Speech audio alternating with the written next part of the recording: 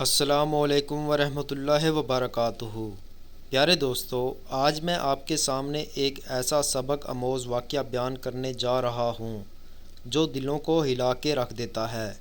یہ صرف ایک نوجوان کی کہانی نہیں بلکہ ہر اس انسان کی کہانی ہے جو گناہوں کی تاریکی میں بھٹک جاتا ہے، لیکن اس کے دل میں ایمان کی ایک ننھی سی شمع ابھی باقی ہوتی ہے۔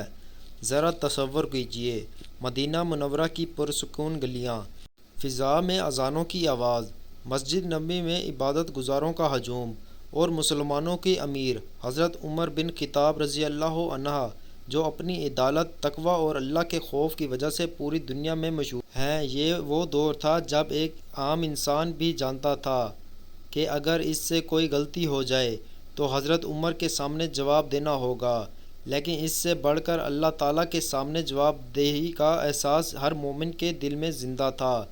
انہی دنوں مدینہ میں ایک نوجوان رہتا تھا۔ وہ خوبصورت بھی تھا، ذہین بھی تھا اور ایک اچھے خاندان سے تعلق رکھتا تھا، مگر شیطان نے آہستہ آہستہ اس کے ایسی بری عادت میں مبتلا کر دیا جس نے اس کی زندگی بدل کے رکھ دی۔ وہ عادت تھی شراب نوشی۔ ابتدا میں اس نے سوچا کہ صرف ایک بار ہی پی لوں گا پھر چھوڑ دوں گا، لیکن گناہ ہمیشہ انسان کو دھوکہ دیتا ہے۔ ایک بار، پھر دوسری بار، پھر تیسری بار، دیکھتے ہی دیکھتے شراب اس کے کمزوری بن گئی۔ وہ جانتا تھا کہ اسلام میں شراب حرام ہے، وہ جانتا تھا کہ اللہ تعالیٰ اس عمل کو پسند نہیں کرتے، لیکن نفس کی خواہش اور شیطان کے وسوسے سے بار بار اسی راستے پر لے جاتے۔ مگر ایک چیز ابھی بھی باقی تھی، اس کے دل میں ایمان زندہ تھا۔ ہر مرتبہ گناہ کے بعد وہ روتا، استغفار کرتا، اللہ سے معافی مانگتا، لیکن پھر کمزور پڑ جاتا۔ اسی دوران ایک ایسا واقعہ پیش آیا جس نے نہ صرف اس نوجوان کی زندگی بدل دی بلکہ آنے والی نسلوں کے لیے بھی ایک عظیم سبق چھوڑ دیا۔ نوجوان کئی دنوں سے بے چین تھا۔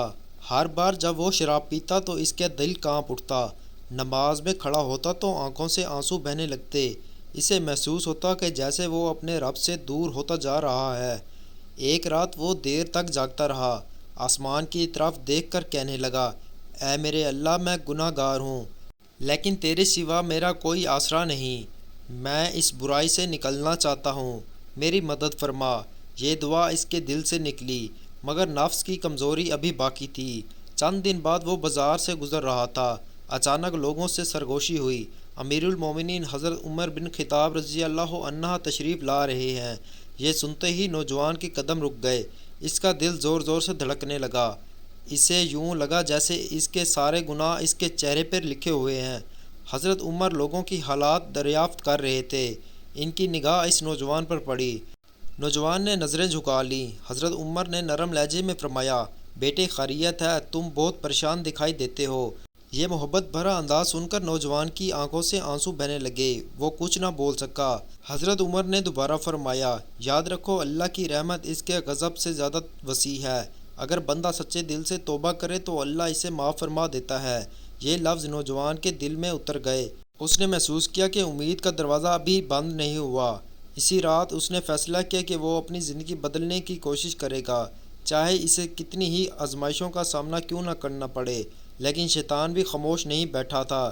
اگلے ہی دن اس کے پرانے ساتھی اس کے پاس آئے اور کہنے لگے، چلو آج پھر محفل سجاتے ہیں، ایک دن سے کیا فرق پڑتا ہے۔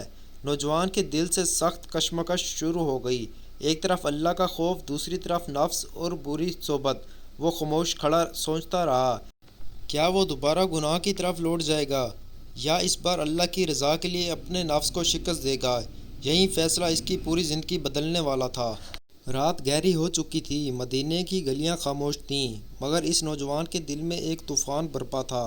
وہ بار بار حضرت عمر کی نصیحت کو یاد کرتا اور پھر اپنے ماضی کے گناہوں کو سوچ کر رونے لگتا۔ وہ سجدے میں گر گیا اور کہنے لگا، اے اللہ، میں کمزور ہوں، لیکن تو سب سے زیادہ طاقتور ہے۔ اگر تو میرا ہاتھ نہ تھامے تو میں کبھی اس گناہ سے نہیں نکل سکتا۔ صبح ہوئی تو اس نے ارادہ کیا کہ آج سے اپنی زندگی بدل دے گا، لیکن شیطان نے پھر حملہ کیا۔ اس کے چند پرانے دوست اس کے گھر آئے اور کہنے لگے، ہم نے آج محفل سجائی ہے، سب تمہارا انتظار کر رہے ہیں، صرف ایک بار آ جاؤ پھر نہ آنا۔ یہ وہی جملے تھا جو شیطان ہمیشہ انسان کو سناتا ہے، صرف ایک بار۔ نوجوان چند لمحے خاموش رہا، پھر اس نے دل میں حضرت عمر کی نصیحت گونجی، اللہ کی رحمت سے کبھی مایوس نہ ہونا۔ اس نے مضبوط لہجے میں کہا، نہیں، میں اب اس راستے پر واپس نہیں جاؤں گا۔ دوست ہنسنے لگا، تم بھی بدل گئے، زیادہ پرہیزگار بننے کی کوشش نہ کرو، چند دن بعد خود ہمارے پاس آ جاؤ گے۔ ان کی باتیں تیر کی طرح دل میں لگیں، مگر اس نے اپنے قدم نہیں ہٹائے۔ وہ سیدھا مسجد کی طرف چل پڑا، نماز ادا کی، دیر تک قرآن کی تلاوت سنتا رہا اور اللہ سے دعا کرتا رہا کہ اسے ثابت قدم رکھے۔ اس دن اسے پہلی بار محسوس ہوا کہ گناہ چھوڑنے میں تکلیف ضرور ہے، لیکن اس تکلیف کے بعد دل کو جو سکون ملتا ہے وہ دنیا کی کسی ذلت سے بڑھ کر ہے۔ اسی دوران حضرت عمر بن خطاب کو بھی معلوم ہوا کہ وہ نوجوان اپنی اصلاح کی کوشش کر رہا ہے۔ انہوں نے اس کے لیے اللہ تعالیٰ سے خیر اور ثابت قدم کی دعا کی۔ نوجوان کو اندازہ بھی نہ تھا کہ اس کے لیے کی جانے والی یہ دعائیں اس کی زندگی کا رخ بدلنے والی ہیں، لیکن آزمائش ابھی ختم نہیں ہوئی۔ شیطان آخری کوشش کرنے والا تھا اور یہ امتحان پہلے سے کہیں زیادہ سخت ہونے والا تھا۔ چند دن گزر گئے، نوجوان نے نماز کی پابندی شروع کر دی، نیک لوگوں کی صحبت اختیار کی اور اپنے پرانے ساتھیوں سے دور رہنے لگا۔ دل میں سکون بڑھنے لگا، مگر شیطان خاموش نہ بیٹھا۔ ایک دن وہ بازار سے گزر رہا تھا کہ اچانک اس کی نظر اسی جگہ پر پڑی جہاں وہ پہلے گناہ میں مبتلا ہوا تھا۔ پرانی یادیں تازہ ہو گئیں، نفس نے اسے بہکانا شروع کیا۔ شیطان نے دل میں وسوسہ ڈالا، اب تو تم بدل چکے ہو، صرف دیکھ لینے میں کیا حرج ہے۔ نوجوان کے قدم چند لمحوں کے لیے رک گئے، دل کی دھڑکن تیز ہو گئی۔